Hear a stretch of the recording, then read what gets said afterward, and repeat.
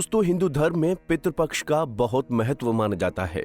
ये पर्व अपने दिवंगत पूर्वजों को याद करने और उनको श्रद्धांजलि देने का एक खास अवसर होता है। पितृपक्ष का ये पर्व आमतौर पर भाद्रपद पूर्णिमा से लेकर अश्विनी कृष्ण पक्ष अमावस्या तक 16 दिनों तक चलता है।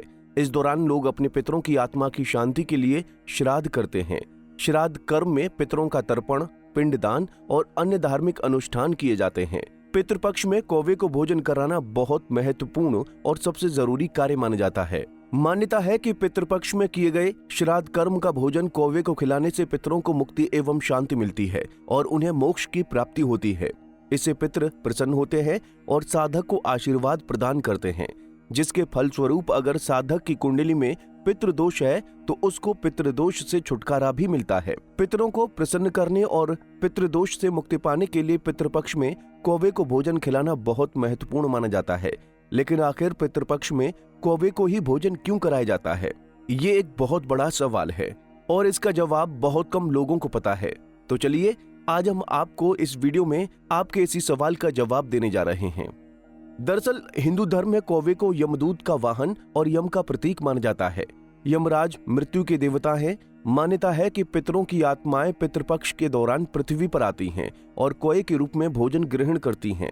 जब कौवे को भोजन खिलाते हैं तो ये माना जाता है कि हम अपने पितरों को संतुष्ट कर रहे हैं और उनकी आत्माओं की तृप्ति कर रहे हैं। कुछ मान्यताओं के अनुसार कौवे को पितरों का संदेशवाहक भी माना जाता है। इसीलिए पितृपक्ष में कौवे को भोजन खिलाकर पितरों का आशीर्वाद प्राप्त किया जाता है। एक कथा के अनुसार कौवे का संबंध भगवान राम से भी माना जाता है, जिसका जिक्र एक पौराणिक कथा में है।